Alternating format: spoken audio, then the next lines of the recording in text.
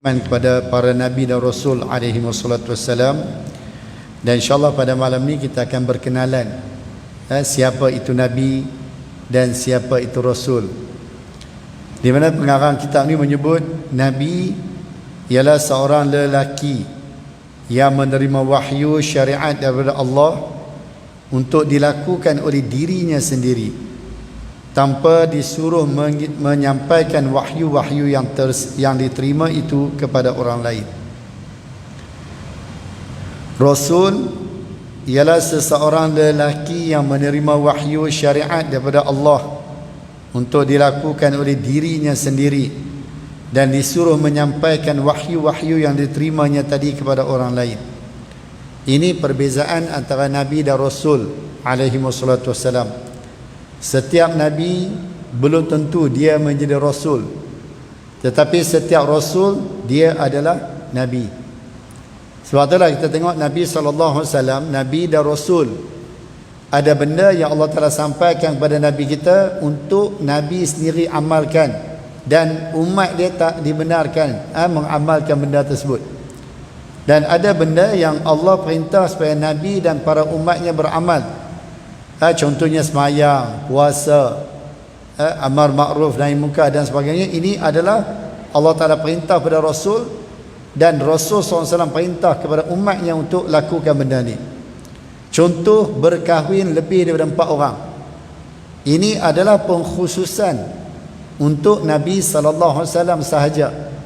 Kita umat baginda tidak dibenarkan berkahwin melebihi 4 orang pada satu-satu masa.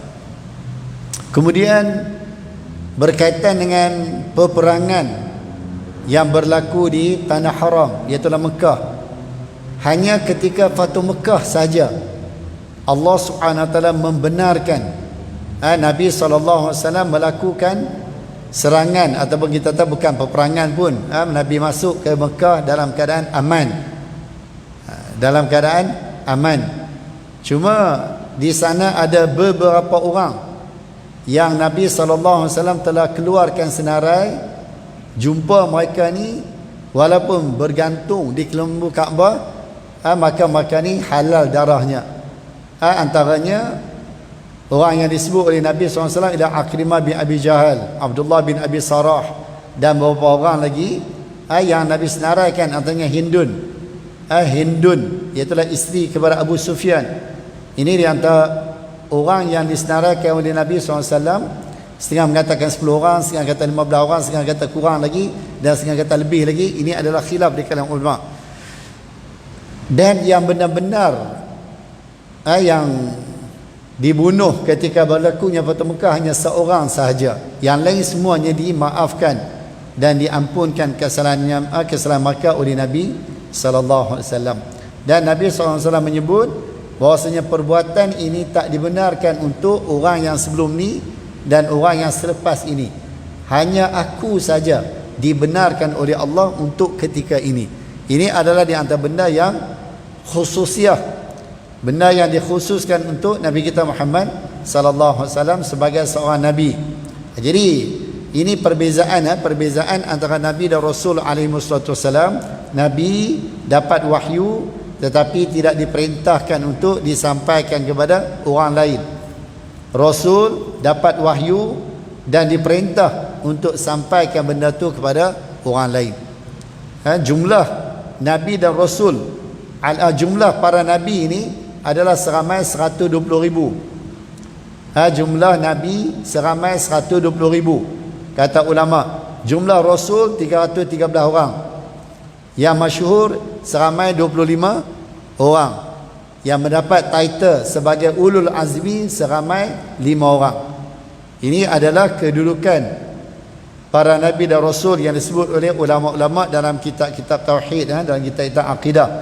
Disebut bilangan dan mereka yang dipilih oleh Allah Subhanahu Wa Taala. Dan yang menjadi Ulul Azmi ini memang disebut oleh Allah dalam Al-Quran sebagai khusus.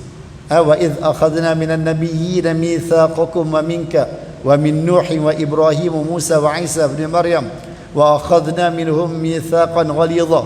5 orang ni adalah disebut sebagai ulul azmi, yang menjadi orang yang tinggi kedudukannya di sisi Allah Subhanahu Wa Taala, yang menghadapi berbagai cabaran, ujian dalam menyampaikan risalah Islam, dalam berdakwah, dalam mengajak orang kepada tauhid, mengajak orang kepada mengabdikan diri kepada Allah Subhanahu Wa Taala.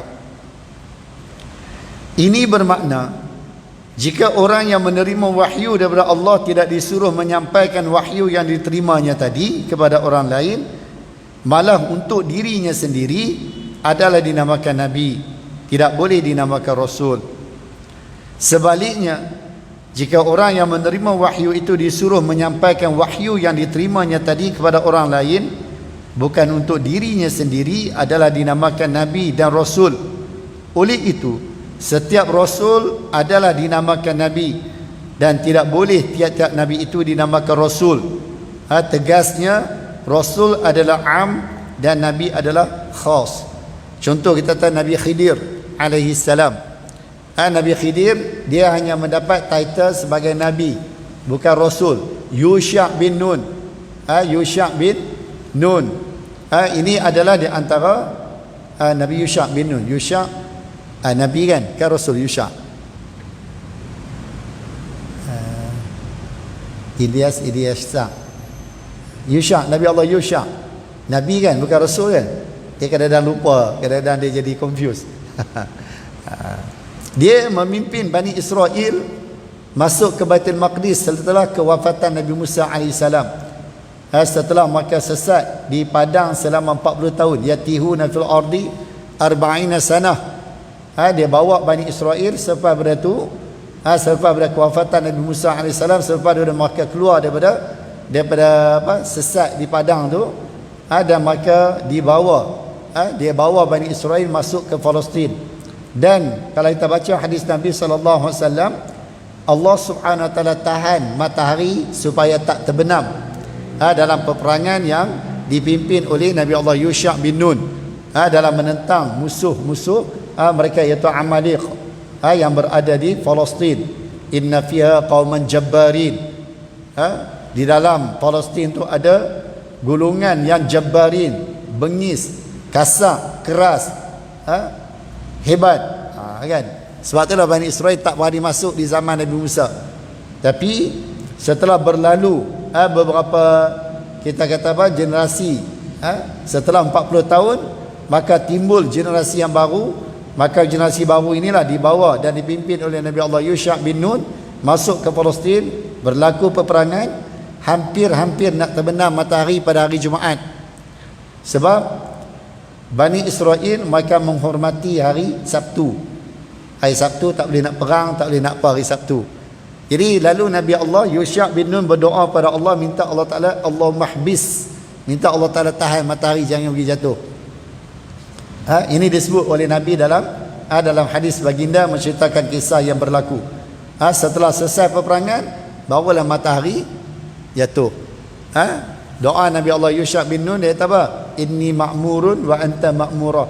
Aku pun Allah Ta'ala perintah, kamu pun Allah Ta'ala perintah juga. Jadi aku minta pada Allah supaya Allah Ta'ala tahan matahari tak bergerak, duduk di situ je. Dan akhirnya berlakulah kemenangan kepada Nabi Allah Yusha bin Nun. Maka Bani Israel pun bolehlah masuk ke dalam Baitul Maqdis. Bani Israel kalau kita baca sejarah, maka asal daripada Baitul Maqdis, berpindah ke Mesir di zaman Nabi Allah Yusuf AS. Hampir 80,000 orang Bani Israel masuk ke Mesir. Dan masa tu Nabi Yusuf sebagai Fir'aun. Fir'aun ni ialah gelaran kepada yang memerintah Mesir. Dan Mesir diperintah dengan penuh keadilan di zaman Nabi Allah Yusuf AS. Maka Bani Israel hidup di Mesir sebagai kehidupan orang yang mewah. Aishul Muluk dia panggil. Kalau dalam kitab Tazkirah disebut Aishul Muluk, mana hidup orang yang bertaraf tinggi lah, sebab dia adalah sebahagian daripada keluarga Nabi Allah Yusuf AS, daripada keturunan Nabi Allah Yaqub AS. Akhirnya bertukar.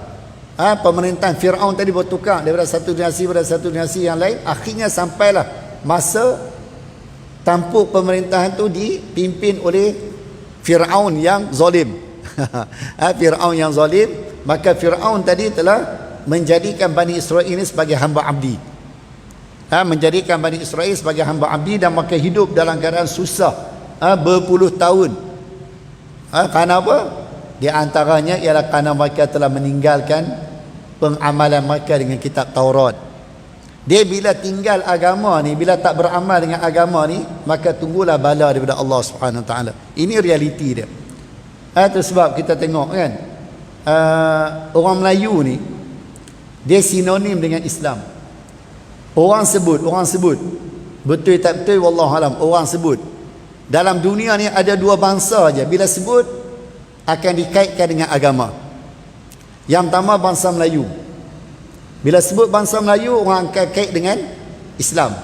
Yang kedua Israel. Bila sebut Israel, automatik dalam otak kita nampak apa? Yahudi. Betul tak? Dua bangsa ni kata orang, wallahualam betul tak tahulah. Melayu, bila sebut kata Melayu je, orang akan nampak kata Islam. Mana bangsa dikaitkan dengan agama. Israel dikaitkan dengan Yahudi. Arab belum tentu lagi, ada Yahudi, ada Kristian, ada macam-macam. Begitu juga kita kata bangsa-bangsa yang lain. Ini adalah keistimewaan yang Allah Ta'ala bagi kepada bangsa Melayu. Itu sebab kita tengok banyak adat dan kita tata cara kehidupan kita seharian ni, dia ada hubung kaitnya dengan apa yang ada di dalam Islam, apa yang ada di dalam agama Allah Subhanahu Wa Taala. Kita layan tetamu, adat kita layan tetamu macam mana, dan benda tu ada dalam Islam. Adat kita berziarah, biasa orang Melayu kalau ziarah kan bawa buah tangan, betul tak? Bawa buah tangan ni adalah sebahagian daripada apa yang disyariatkan oleh Allah dan Rasul sallallahu alaihi wasallam. Adat berziarah, adat kita kata apa?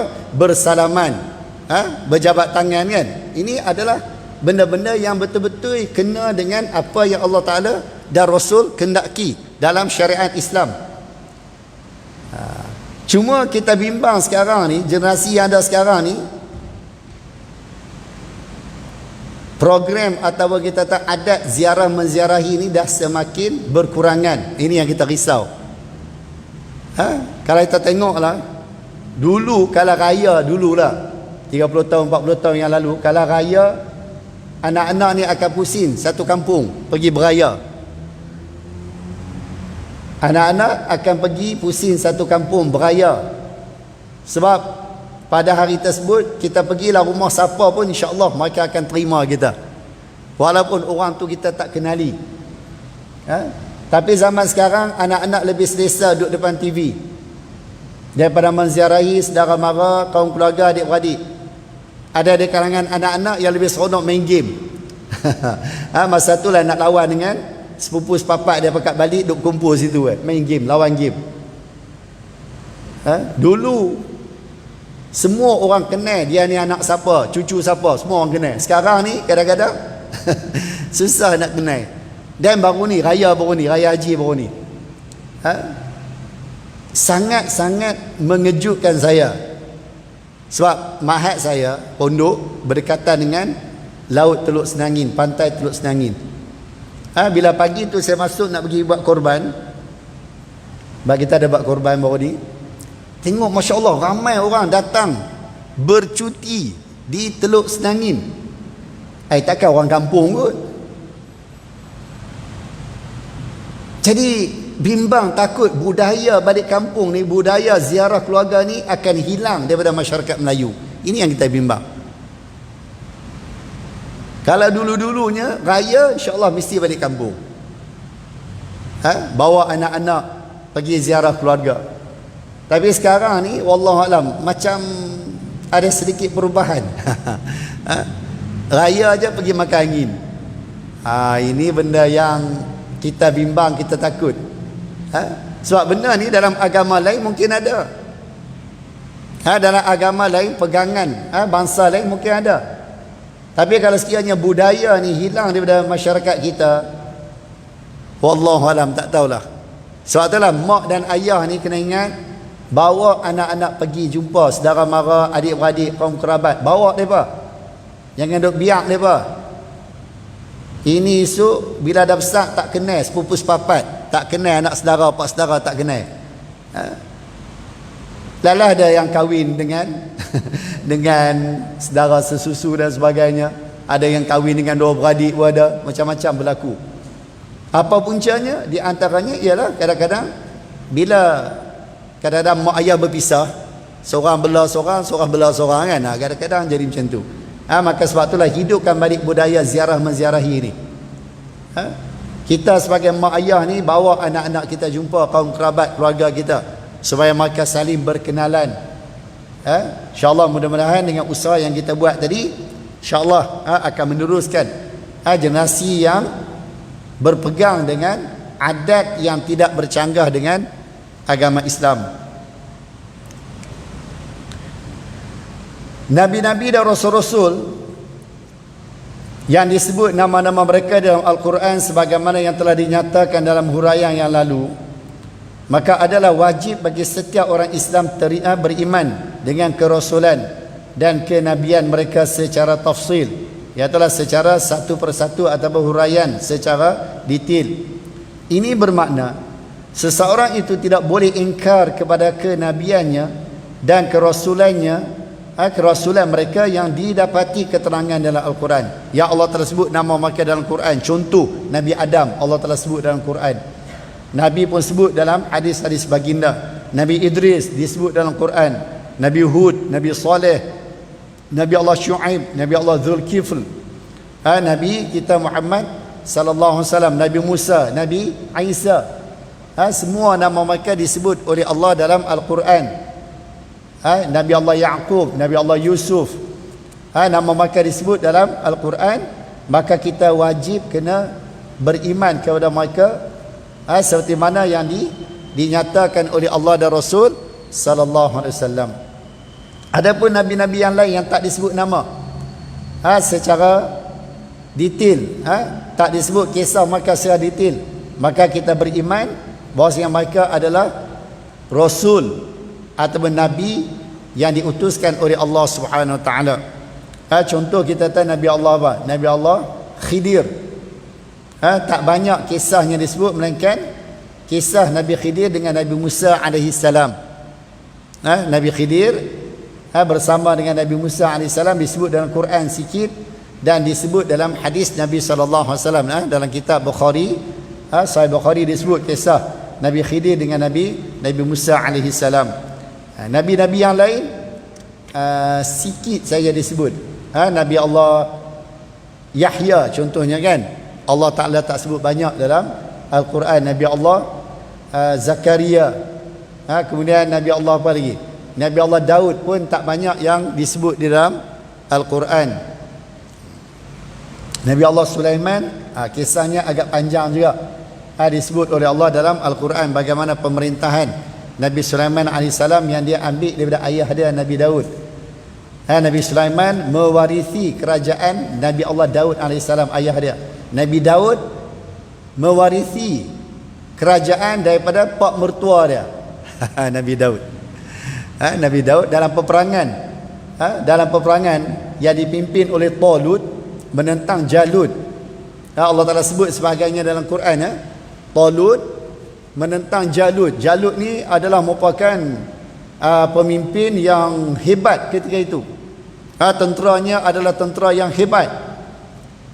Maka Bani Israel bila mereka hidup dalam keadaan susah, akhirnya mereka merayu kepada Nabi mereka, minta supaya Allah Ta'ala lantik seorang raja untuk menjadi ketua peperangan. Untuk jadi ketua peperangan. Akhirnya bila minta-minta, akhirnya Allah Ta'ala bagi. Lalu datang Nabi, Nabi sebut apa nama Nabi tu lupa dah. Nabi tu kata Allah Subhanahu Wa Ta'ala telah lantik Talut sebagai raja kamu. Innallaha ba'atha lakum Taluta malika. Disebut oleh Allah kisahnya di dalam Al-Quran. Allah telah memilih Talut sebagai malik, sebagai raja kamu. Bila sebut kata Talut sebagai raja, mereka mula tak mau. Pasal apa? Pasal Talut ni miskin. Talut susah. Macam mana raja, seorang pemimpin miskin susah, tak boleh nak minta projek. Tak boleh nak minta duit. Tapi Nabi mereka mengatakan bahawasanya Allah Subhanahu Wa Taala memang pilih Talut, dan Allah Subhanahu Wa Taala jadikan bukti bahawasanya dia adalah raja kamu dengan didatangkan tabut. Tabut adalah tempat letak Nabi Allah Musa AS dalam tu masa dia kecil. Masa Nabi Musa kecil, Allah Ta'ala perintah supaya letak Nabi Musa ni dalam tabut. Tabut ni, kalau bahasa kita lah, kalau bahasa kita keranda lah. Kalau bahasa kita. Dan dalam keranda tu ada sebahagian ada peninggalan Nabi Allah Musa AS, tongkat dia dan beberapa kita kata barang peribadi Nabi Musa diletak di dalam tabut tersebut. Tahmiluhul malaikah, yang bawa tabut tu ialah malaikat. Dulu sebelum Bani Israel dihina oleh Allah Subhanahu Wa Taala, sebelum Amalek, sebelum Jalut menguasai Bani Israel ni, tabut ni adalah merupakan benda yang menjadi kita kata apa, sebagai keberkatan kepada Bani Israel. Mana-mana peperangan yang mereka masuk mesti menangnya kalau sekiranya mereka bawa tabut tu. Dalam satu peperangan, tabut tu dirampas. Dirampas oleh Jalut. Bila hilang tabut tu, maka Bani Israel dah hilang semangat. Dan mereka dikuasai oleh Amalek. Dikuasai oleh tentera masa tu, dan mereka hidup dalam keadaan hina berpuluh tahun. Sehinggalah bila mereka bertemu dengan Nabi mereka dan minta supaya Allah Ta'ala fardukan jihad, fardukan qital, perang. Dan yang datang minta tu kata ulama seramai 800,000. Bani Israel yang datang minta nak perang ni, bilangan mereka ialah 800,000. Tapi bila Allah Ta'ala lantik Talut sebagai raja mereka, tinggal 6,000 ya. Dia dah 800,000 tu tinggal 6,000 ya. Sebab tak suka dengan orang yang dilantik tu. Tinggal 6,000. 6,000 tentera ni dibawa oleh Talut, dan Talut kata innallaha mubtalikum binahar. Ini disebut oleh Allah dalam Quran. Kisah ini disebut oleh Allah dalam Quran. Allah akan uji kamu dengan sebatang sungai. Faman syariba minhu falaysa minni. Siapa yang minum, maka dia tak boleh nak bersama dengan kita, nak bersama dengan kami. Seminggu mereka berjalan, minuman tak cukup. Minum sikit sekadar nak orang tak nak bagi hidup je. Bekalan minuman ni tak cukup. Berapa seminggu tak mandi. Allah Ta'ala uji dengan sebatang sungai. Bila jumpa sungai, pakat terjun belaka. Jumpa sungai, pakat terjun belaka. Akhirnya beberapa orang yang berjaya melintasi sungai tersebut. Lalu sahabat Nabi tanya Nabi, ya Rasulullah, kam adaduhum ya Rasulullah? Daripada 6,000 tadi, berapakah bilangan yang berjaya melintasi sungai itu, yang berjaya melepasi ujian Allah? Rasulullah kata apa? Adaduhum ka'adadina yauma badrin, atau kama qala alaihi wasallam. Rasulullah kata bilangan mereka sama seperti bilangan kita di hari peperangan Badar. Berapa jumlah tentera Islam dalam peperangan Badar? 313 orang. Jumlah tentera Islam dalam peperangan Badar lebih kurang 313 orang. Jumlah tentera Islam dalam peperangan Uhud lebih kurang 700 orang. Dalam peperangan Khandaq 1,400 orang. Lebih kurang dia punya bilangan dia. Dalam Bai'atul Aqabah, Bai'atul Ridwan, bilangan mereka 1,400 orang lebih kurang. Ini bilangan tentera Islam yang bersama dengan Rasul sallallahu alaihi wasallam. Dan Nabi kata bilangan tentera Talut yang berjaya melepasi sungai yang merupakan ujian Allah tu hanya 313 orang. Kita bayang, daripada 800,000 tinggal 6,000. Dan benar ni bilangan ni khilaf ulama. Ada ulama kata 80,000 dan sebagainya. Ini adalah khilaf ulama. Saya ambil salah satu dari pandangan ulama, tinggal 6,000. Dia dah 6,000 yang berjaya melepasi ujian Allah hanya 313 orang je. Masya Allah. Dan 313 orang inilah yang berhadapan dengan tentera Jalut. Tentera yang hebat, kuat, gagah, perkasa, disebut sebagai Amaliq. Disebut sebagai Amaliq. Amaliq ni tentera yang gagah, perkasa, hebat. Badan mereka besar. Jadi bila sampai sana, raja dia ialah Talut. Kata siapa yang berjaya bunuh Jalut, aku akan bagi separuh kerajaan aku kepada dia. Talut ialah raja yang dilantik oleh Allah memimpin Bani Israel. Dia kata siapa-siapa yang berjaya membunuh Jalut, aku akan bagi separuh kerajaanku kepada dia, dan aku akan kawinkan dia dengan anak perempuan aku. Ini tawaran. Sebab apa? Sebab tentera 313 orang tu bila tengok tentera Jalut, maka jadi takut. Jadi takut. Dia 313 orang nak lawan dengan beribu orang, dengan badan besar, dengan kelengkapan yang hebat. Dan celah-celah tu keluar nama Nabi Allah Daud alaihi salam. Kalau kita baca kisah tu, tiba-tiba Allah Taala cerita apa? Wa qatala Dauda Jalut. Kisah yang berlaku tu, tiba-tiba keluar nama Nabi Allah Daud alaihi salam. Akhirnya Nabi Daud berjaya bunuh Jalut. Bila Nabi Daud berjaya bunuh Jalut, maka jatuhlah kerajaan Jalut. Maka oleh kerana Talut tadi telah berjanji, siapa-siapa yang berjaya bunuh Jalut, aku akan bagi separuh kerajaan aku kepada dia, dan aku akan kawinkan dia dengan anak perempuanku. Siapa dapat benda tu? Dapat kepada Nabi Allah Daud alaihi salam. Nabi Daud dapat separuh daripada kerajaan pak mentua dia, dan dapat kahwin dengan anak Talut tadi. Dan anak isteri itulah yang telah melahirkan, dikatakan telah melahirkan Nabi Allah Sulaiman AS. Bila Talut meninggal, maka kerajaan itu diperolehi oleh Nabi Allah Daud AS. Mana dia dapat pemerintahan secara penuh. Setelah wafatnya Nabi Allah Daud AS, maka kerajaan tersebut diwarisi oleh Nabi Allah Sulaiman AS. Maka Nabi Sulaiman pun mulalah sebagai seorang raja. Dan ada beberapa ujian yang Allah telah uji Nabi Sulaiman. Akhirnya dia berjaya melepasi ujian tersebut, dan dia minta pada Allah supaya Allah Taala bagi kepada dia mulkan la yanbaghi li ahadin min ba'di. Minta kerajaan yang Allah takkan bagi kepada orang yang selepas daripada ni. Itu yang dapat macam-macam tu. Jin, syaitan, angin, binatang apa semua menjadi khadam kepada Nabi Allah Sulaiman alaihi salam. Panjang cerita kalau kita nak cerita kisah ujian yang dihadapi oleh Nabi Allah Sulaiman alaihi salam. Akhirnya dia berjaya melepasi ataupun berjaya melepasi ujian tersebut. Berjaya dengan ujian yang Allah Taala uji. Itu sebab kita ni bila diuji oleh Allah sabar, dan bila kita berjaya melepasi ujian tersebut, pasti Allah akan bagi hadiah yang lumayan kepada kita.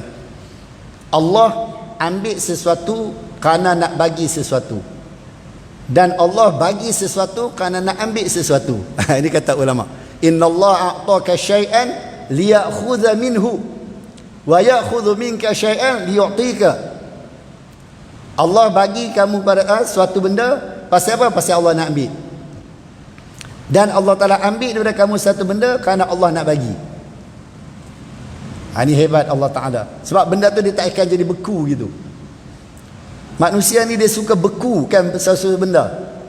Dia ada duit, dia simpan dalam tu beku gitu. Allah nak ajak kita, jangan bekukan nikmat yang Allah Ta'ala bagi. Kena keluarkan. Nanti Allah Ta'ala akan ganti balik. Itu sebab kita baca konsep sedekah kan. Bila kita bagi, Allah akan pulangkan balik. Bila kita keluarkan, Allah akan bagi balik. Mana kita keluarkan tenaga kita, apa Allah Ta'ala bagi? Allah akan bagi kesihatan bagi kita. Jadi ini adalah di antara benda yang menjadi sunnatullah, yang menjadi sunnatullah dalam kehidupan di dunia ni. Dia sebenarnya menarik kalau kita baca kisah para Nabi dan Rasul. Kita baca kisah sirah Nabi SAW, Masya Allah, memang menarik. Kalau ada masa, baca-bacalah, terutamanya sirah Nabi kita Muhammad sallallahu alaihi wasallam yang penuh dengan pengajaran, penuh dengan panduan yang boleh kita jadikan sebagai pedoman dalam kehidupan kita di dunia ni. Justru itu, mereka yang ingkar kenabian nabi-nabi itu atau ingkar kerasulan mereka yang memang mereka itu dibangkitkan oleh Allah untuk menjadi rasul, maka orang-orang yang mengingkari kenabian dan kerasulan mereka, mereka itu hukumnya adalah kafir. Orang yang mengingkari kerasulan kenabian ni hukumnya adalah terkeluar daripada agama Allah Subhanahu wa taala. Na'udzubillah min dzalik. Maka sebab itulah benda-benda yang macam ni kita kena terima. Sebab itulah dalam zikir kita lalu kita sebutkan amanar rasulu bima unzila ilaihi min rabbi wal mu'minun kullun amana billahi wa malaikatihi wa kutubihi wa rusulihi wal yawmil akhir, kan. Jadi semuanya kita beriman kepada para nabi dan rasul alaihi wassalatu wassalam, la nufarriqu baina ahadin min rusulih, dan kita tidak beza-bezakan di sudut keimanan antara satu nabi dengan satu nabi yang lain. Kita tak ada beza, semua kita beriman. Itu sebab kita tengok kadang-kadang pendakwah daripada barat, pendakwah Islam daripada barat, selain dia mengucap asyhadu an la ilaha illallah wa anna muhammadar rasulullah wa asyhadu anna muhammadar rasulullah, dia akan sebut juga Isa, betul tak? Dia akan sebut juga Nabi Allah Isa alaihissalam. Kerana apa? Kerana di sudut keimanan kita tidak membeza-bezakan mana-mana nabi dan rasul alaihi wasallam. Berbeza dengan orang lain, orang Yahudi. Pasal apa mereka tak terima Rasul sallallahu alaihi wasallam? Di antaranya ialah kerana nabi bukan daripada keturunan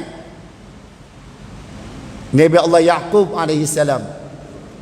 Sebab sebelum ni nabi-nabi dan rasul semua daripada keturunan Nabi Allah Yaqub alaihi salam. Nabi Ibrahim AS dia dapat dua orang anak.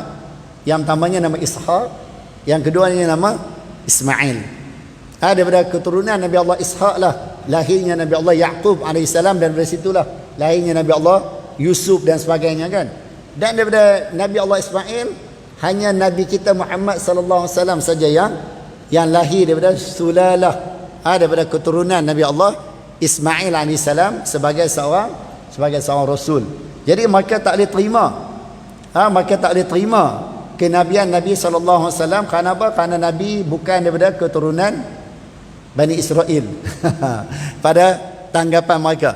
Sedangkan Nabi ini daripada keturunan Nabi Allah Ibrahim AS, dan Nabi-Nabi lain juga daripada keturunan Nabi Allah Ibrahim AS. Sebab tu nama Ibrahim ni, Nabi Ibrahim digelar sebagai Abul Anbiya, bapa bagi sekalian Nabi-Nabi. Sebab apa? Sebab keturunan Nabi-Nabi dan Rasul kebanyakannya datang daripada sulalah, datang daripada keturunan Nabi Allah Ibrahim AS.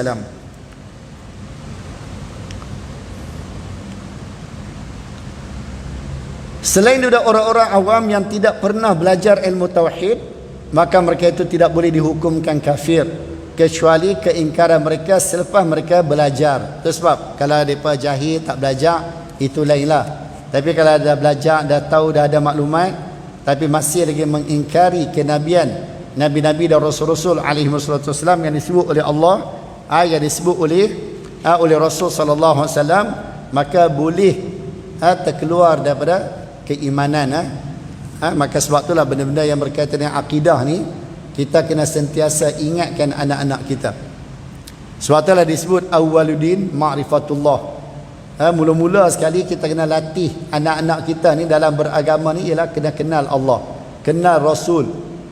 Daripada kecil lagi kita kena tanam kecintaan kepada Allah dan Rasul sallallahu alaihi wasallam kepada anak-anak kita, supaya mereka membesar dalam keadaan mereka tahu tugas dan tanggungjawab mereka mencintai Allah dan Rasul sallallahu alaihi wasallam. Tapi kalau daripada kecil lagi kita tak biasakan mereka dengan benda ni, takut bila dah besar nanti agak sukar dan susah untuk kita nak fahamkan mereka berkaitan dengan tanggungjawab dan kewajipan ni. Maka sebab itulah mak ayah mesti main peranan. Mak ayah mesti main peranan. Jangan hanya serah anak-anak ni kepada tanggungjawab pada guru-guru ataupun ustaz-ustaz, ustazah-ustazah sahaja. Kita di rumah pun kita kena main peranan. kena sebut tentang Allah, sebut tentang Rasul sallallahu alaihi wasallam, bagi kefahaman mereka tentang Islam, kewajipan mereka terhadap agama Allah Subhanahu wa taala, supaya apa? Supaya mereka membesar dalam keadaan mereka faham tanggungjawab dan kewajipan mereka terhadap agama Allah Subhanahu wa taala. Berhubung dengan nabi-nabi dan rasul yang tidak disebut. Dah masuk ke Ustaz? Okey, ada publish tajuk ni je. Sikit ya. Berhubung dengan nabi-nabi dan rasul-rasul yang tidak disebutkan nama-nama mereka dalam Al-Quran, adalah wajib bagi setiap orang Islam beriman dengan kerasulan dan kenabian mereka secara ijmal, iaitu secara borong, secara umum. Dan tidak boleh bagi orang-orang Islam itu mengatakan seseorang itu rasul ataupun nabi jika tidak disebutkan nama-nama mereka dalam Al-Quran. Tak boleh kita nak sebut. Sebab di akhir zaman ni berapa orang dah yang mendakwa dia sebagai nabi. Bermula daripada Ghulam Ahmad Qadiani. Kan? Mungkin sebelum tu dah ada, di zaman Rasulullah pun dah ada. Iaitu Musailimah Al-Kadzab, yang mendakwa dia sebagai rasul, sebagai nabi yang diutuskan oleh Allah kepada penduduk Yaman. Sehingga bila Rasulullah tulis surat, utuskan surat pada dia, minta dia beriman, dia kata, wahai Muhammad, kamu rasul kepada orang Arab di Mekah dan aku rasul kepada orang Yaman. Itu di zaman Rasul sallallahu alaihi wasallam ada beberapa orang yang mendakwa sebagai nabi. Tambah zaman kita ni dah berapa orang dah dakwa sebagai nabi. Maka ini benda yang sangat-sangat kita kena fahamkan anak-anak kita. Dunia tanpa sempadan sekarang ni macam-macam boleh berlaku. Takut anak-anak kita terpengaruh dengan dakwah-dakwah yang tak sihat itu. Dan tidak termasuk pula nama-nama mereka dalam senarai dan bilangan nabi-nabi dan rasul-rasul. Dan tidak pula diriwayatkan nama-nama mereka dalam hadis Rasulullah. Maka tak boleh kita nak mengaku iktiraf selain daripada orang-orang yang disebut oleh Allah dan Rasul sallallahu alaihi wasallam, nama mereka disebut. Selain daripada tu tak boleh kita nak akui. Jadi sahabat-sahabat yang dirahmati Allah, itulah di antara benda yang boleh kita kongsi berkaitan dengan keimanan kepada Nabi dan Rasul alaihi wasallam. Wallahu a'lam. Bismillahirrahmanirrahim. Alhamdulillahirabbil alamin wassalatu wassalamu ala asyrafil anbiya'i wal mursalin wa ala alihi washabihi ajma'in. Allahumma inna 'abiduk banu 'abidik banu ima'ik nawasina biyadik madin fina hukmuk 'adlun fina qada'uk nas'aluka bikulli ismin wa lak sammayta bihi nafsaka wa anzalta fi kitabik aw 'allamtahu ahadan min khalqika wa ista'tharta bihi fi 'ilmi ghaibi indak an taj'ala al-Qur'ana al-'azima rabi'a qulubina ونور صدورنا وجلاء أحزاننا وذهاب همومنا يا حي يا قيوم يا حي يا قيوم يا حي يا قيوم يا ذا الجلال والإكرام وصلى الله على سيدنا محمد وعلى رسوله أجمعين والحمد لله رب العالمين تقبل الله منكم سبحانك اللهم وبحمدك أشهد أن لا إله إلا أنت أستغفرك وأتوب إليك بسم الله الرحمن الرحيم والعصر إن الإنسان لفي خسر إلا الذين آمنوا وعملوا الصالحات وتواصوا بالحق وتواصوا بالصبر السلام عليكم ورحمة الله وبركاته.